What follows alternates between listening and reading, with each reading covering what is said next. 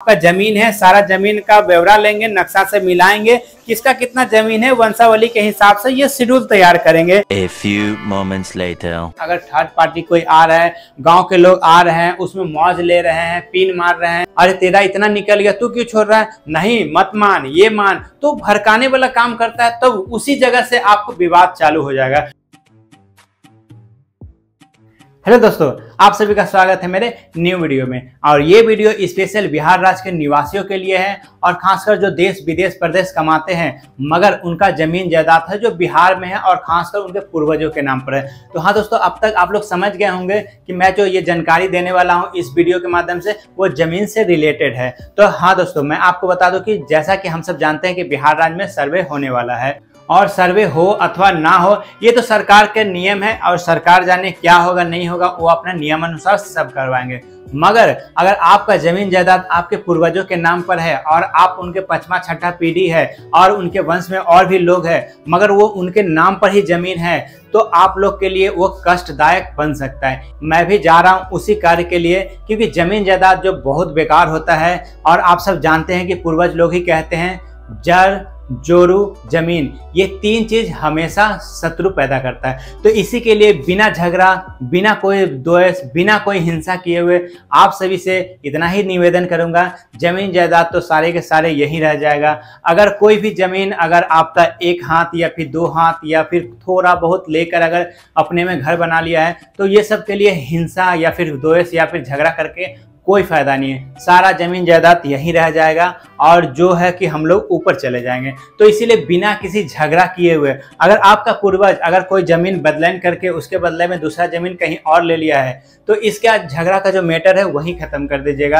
अगर कोई बेच कर चले गए तो उसका कोई बात नहीं है। तो दोस्तों मान लेते हैं कि आपका जमीन है, उसमें एक हाथ आपके चाचा या चाची या फिर भैया भाभी कोई जमीन में अपना घर बना लिए हैं, मगर वो तो घर आप तोड़ नहीं सकते हैं। आप ज्यादा से ज्यादा क्या करते हैं, झगड़ा कर सकते हैं, कोर्ट कर जा कचहरी जा सकते हैं, मगर इससे दोस्तों कोई फायदा नहीं। वो एक हाथ का जमीन वहीं के वहीं रह जाएगा, आपका लाखों रुपया खर्च हो जाएगा, फालतू में टाइम कोर्ट कचहरी में बर्बाद होगा, इससे कोई फायदा नहीं है। इसलिए बिना किसी हिंसा के पट्टी पैदार में मिलकर रहिए जो भी है, क्योंकि अगर साथ रहिएगा तभी आप आगे बढ़ सकते हैं। तो दोस्तों मैं अपना ऊपर ही लेकर बता देता हूं कि मेरा जो जमीन जायदाद तो हमारे पूर्वज के नाम पर है और हम हैं उनके पचमे पीढ़ी, और भी ऐसे सभी पचमे पीढ़ी है, छठे पीढ़ी है, कोई तीसरा पीढ़ी है। तो इसी के लिए, और वो जो जमीन है वो है हमारे पूर्वजों के नाम पर है, तो इसके लिए वो तो जमीन का तो रसीद कट रहा है, इसका कोई दिक्कत नहीं, मगर जो है अपने नाम पर हो जाए वो सही होता है, क्योंकि पूर्वज के नाम पर है तो सबका उस पर अधिकार रहता है। तो इसीलिए जहां तक मेरा नॉलेज है, जहां तक मैंने अपना जमीन का कुछ काम करवा के आया, उस हिसाब से आप सभी के बीच में बात रख रहा हूँ। सर्वप्रथम क्या करना है इसमें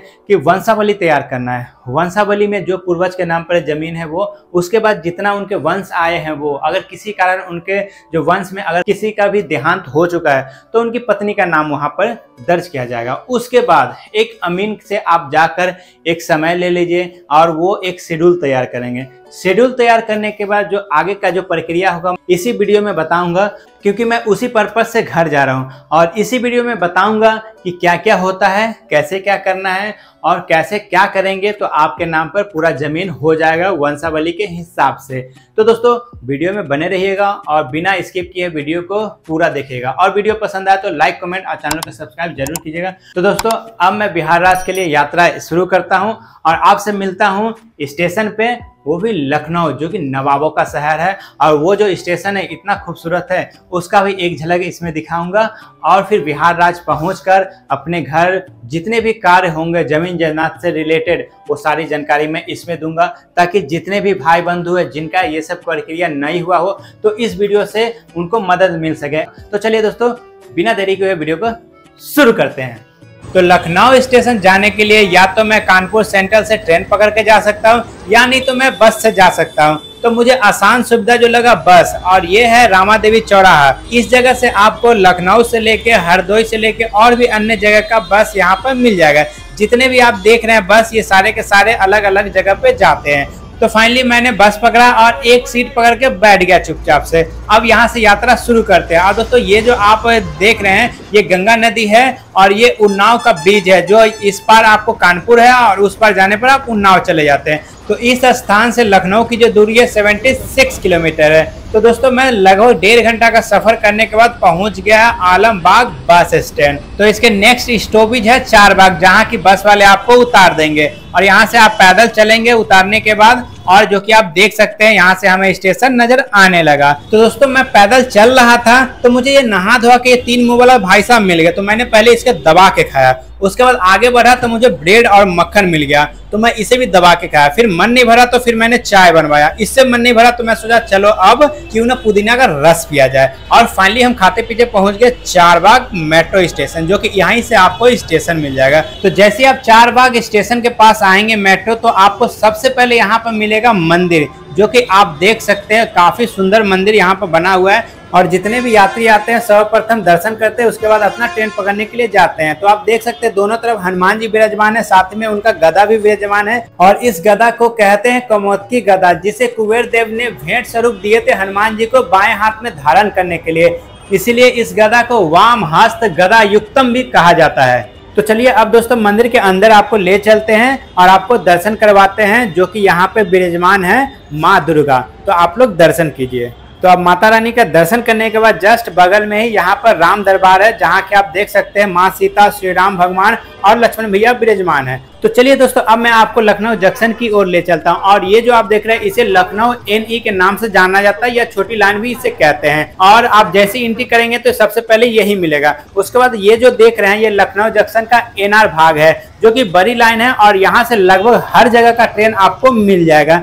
और ये NR और NE के कारण कुछ लोगों का ट्रेन भी छूट जाता है। तो इन सब बातों का आप ध्यान रखिएगा। और आपको लखनऊ आगमन पर हार्दिक स्वागत करते हुए सर्वप्रथम आपको भारत का हमारा तिरंगा का दर्शन करवाते हैं, जो कि हमारा आन बान और शान है। तो चलिए आपको अब पूरा लखनऊ NR का एक झलक दिखाते हैं, जो कि मैंने आपको शुरू में ही बताया था कि लखनऊ जंक्शन काफी सुंदर है, जो कि नवाबों का शहर के नाम से जाना जाता है। तो आप देख सकते हैं इतना दूरी और इतना लंबा एरिया में ये लखनऊ जंक्शन बना हुआ है, जो कि आप देख सकते हैं। और काफी सुंदर बना हुआ है, ये भी आप देख सकते हैं। आपको मैं दिन से लेकर रात तक का नजारा दिखा देता हूँ। जब रात्रि के समय इस पे जब लाइट जलता है तब ये स्टेशन और भी खूबसूरत लगने लगता है, जैसा कि आप देख सकते हैं।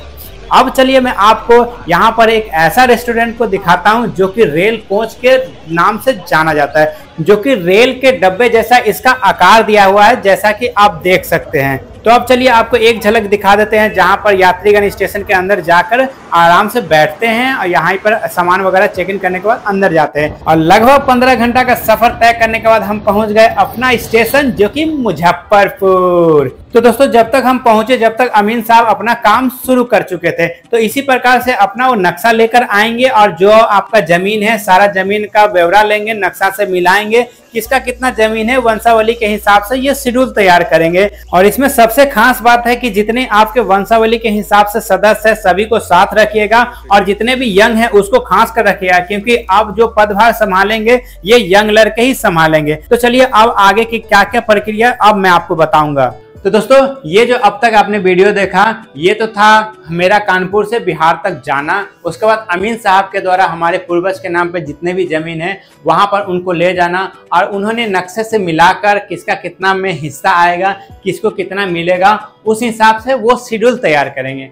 शेड्यूल तैयार करने के बाद आपको क्या करना होगा, वो जितने भी सदस्य है आपके वंशावली के हिसाब से उन सभी को उस पर साइन करना होगा। जब साइन आप कर लेते हैं तो उसके बाद आपको आसपास में जो भी वकील है उनसे आप जाकर मिल लीजिएगा, उनको बता दीजिएगा। वैसे वकील साहब को सारा जानकारी रहता है, तो उनको जाकर बता दीजिएगा, तो वो एक एफिडेविट तैयार करेंगे। उसके बाद जितने भी शेड्यूल पे सिग्नेचर किए हैं आपके वंशावली के हिसाब से, जिनके नाम से जमीन चढ़ने वाले हैं, सभी कोई उस एफिडेविट पे भी साइन करेंगे। जब साइन होके वो वकील साहब बनाकर ला देंगे, उसके बाद आप ब्लॉक में जमा करेंगे। तो जितने भी आपके वंशावली के हिसाब से आपके नाम पर जो जमीन होगा वो आपको अपने नाम से दिखने लगेगा। तो ये था दोस्तों प्रोसेस, जो अभी जो सर्वे होने वाला है इसी के लिए सभी कोई कर रहे हैं। तो जितने भी हमारे वंशावली के हिसाब से सदस्य थे सभी कोई वहां पर उपस्थित थे, और किसी को किसी प्रकार का कोई दिक्कत नहीं हुआ था। और ये दिक्कत इसलिए नहीं हुआ था कि हम लोगों ने आपसी समझौता पहले ही कर लिया था कि आपका जितना भी हमारे में पड़ रहा है, या मेरा आप में पड़ रहा है, या उसका उसमें पड़ रहा है, या फिर हमारे पूर्वज हमारे जमीन कहीं बदलान कर दी है, बदले में जो हमें जमीन मिला है, इन सभी झगड़ा को आज के डेट में खत्म करना है। जिनको जहां मिला है वहीं पर खुश रहे, और जिनके में 1 फीट 2 फीट जमीन पड़ रहा है या तो पैसा ले ले, यानी तो उसके सटे कहीं पे जमीन दे दे। तो दोस्तों इन सब बातों का आप लोग को भी ध्यान रखना होगा, वरना ये जमीन विवाद कभी खत्म नहीं होगा।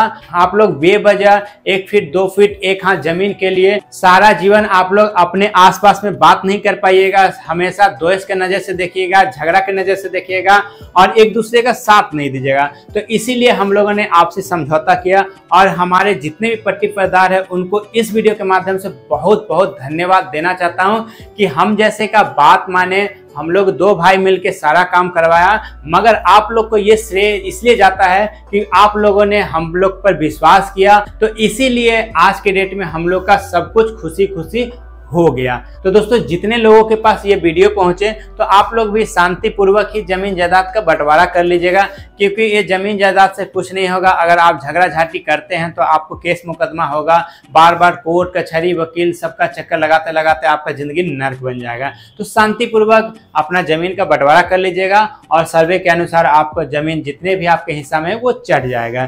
तो दोस्तों ये तो था शांति पूर्वक जमीन का बंटवारा। अब मैं आपको बता देता हूं कि अशांति कैसे होता है। अशांति तब होता है कि जब आप अपने पट्टी प्रदान में बंटवारा कर रहे हैं, अगर थर्ड पार्टी कोई आ रहा है, गांव के लोग आ रहे हैं, उसमें मौज ले रहे हैं, पीन मार रहे हैं, अरे तेरा इतना निकल गया तू क्यों छोड़ रहा है, नहीं मत मान ये मान, तो भड़काने वाला काम करता है, तब उसी जगह से आपको विवाद चालू हो जाएगा। तो इसीलिए हम लोगों ने पहले ही तय कर लिया था कि किसी भी थर्ड पार्टी को नहीं लाना है। अगर हमारा चाचा का मेरे में पड़ रहा है तो हम उसको छोड़ देंगे, अगर उनका मन होगा तो बदलाइन में दे देंगे, यानी तो पैसा ले लेंगे, बात खत्म हो जाएगा वहीं पे। और हमारे पूर्वज ने जो जमीन बदलाइन किया है हम उनको दे देंगे, जो हमें बदलाइन के बदला मिला हम उनको लेके हम उसी में खुश रहेंगे, हमें विवाद किसी प्रकार का नहीं करना है। तो इस प्रकार से हुआ। तो दोस्तों अब मैं आपको बता देता हूं ना, जो बहुत लोग बोलते हैं कि गांव समाज को लेके चलना होगा, गांव समाज में रहना है, तो मैं आपको बता देता हूं कि जितना मैंने अध्ययन किया है और जो अपनी आंखों का हाल देखा है, जो स्वयं से देखा है, उसका मैं हाल बता रहा हूं।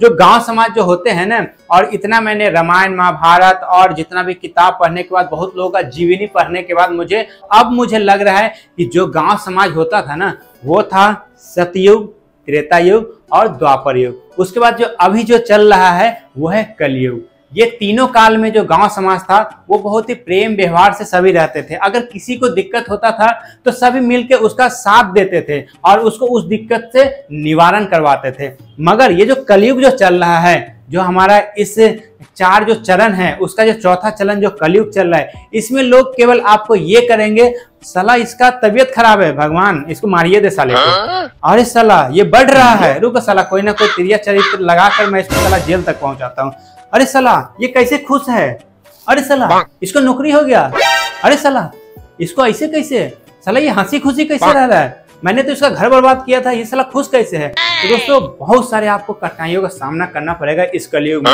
मैं आपको एग्जाम्पल के तौर पे बता देता हूँ कि जब सीता माँ का जब विवाह हुआ था हमारे प्रभु राम जी से, तब जब अयोध्या से जो जितने लोग आए थे, क्योंकि अयोध्या का जो राजा जो थे, राजा दशरथ, तो बहुत बड़े राजा थे, तो इसी के लिए उनके जो चारों पुत्र का शादी हुआ था उसमें जब आए थे तो अत्यधिक लोग आए थे। और जो हमारे सीता जी के जो पिता थे वो जनक जी, वो एक राजा थे, मगर वो राजा नाम के थे, पूरे प्रजा के लिए ही वो जीते थे। तो उनका जब पुत्री का शादी हुआ था ना, तो पूरे गांव समाज के जितने भी लोग थे उनको बहुत पूजनीय मानते थे, उनके पिताजी यानी जनक महाराज को। तो उसी प्रकार से जितने भी आए थे बारात, सभी को सब मिलकर साथ दिए थे, किसी प्रकार का कोई दिक्कत नहीं हुआ था। तो दोस्तों ये जो एग्जाम्पल दिए थे हम इसलिए दिए थे क्योंकि अब का जो गांव समाज है वो पहले वाला नहीं रहा, केवल वो द्वेष के, हिंसा के इस हिसाब से देखते हैं, ना किसी को खुश देखना चाहते हैं, ना किसी को आगे बढ़ते हुए देखना चाहते हैं, और ना ही अपने पट्टी परिवार में मिलकर रहना देखना चाहते हैं। क्योंकि मैं आपको बता देता हूं, अगर कोई होते हैं तो मान लीजिए आज के डेट में कोई नहीं चाहता है कि आप खुशी से जिंदगी जिए, ये एक कड़वा सच है। क्योंकि गांव समाज के लोगों को मैंने देखा है, परखा है, केवल आपको झगड़ा लगाने के अलावा कोई काम नहीं करेगा। तो दोस्तों ये था कुछ बातें, अगर ज्यादा बोलूंगा तो फिर बहुत लोगों को मिर्ची लग जाता है, वैसे भी मेरा बात एक जहर के काम करता है बहुत लोगों के लिए, वो इसमें नहीं कह पाते हैं, मगर मुझे पता है बहुत लोगों को मेरी बात से बुरा लगता है, तो मुझे घंटा फर्क नहीं पड़ता है। तो दोस्तों इसी के साथ यह वीडियो यहीं समाप्त होता है और आप सभी के बीच में जो नेक्स्ट वीडियो आने वाला है बहुत ही धांसू आने वाला है, क्योंकि मैं अपने जीवन में कुछ ऐसा कदम उठाने जा रहा हूं जो कि बहुत ही महत्वपूर्ण होने वाला है और मैं ऐसा जगह जा रहा हूं जो कि हमारे आराध्य का जन्मभूमि है। तब तक के लिए बाय, जय हिंद, जय श्री राम।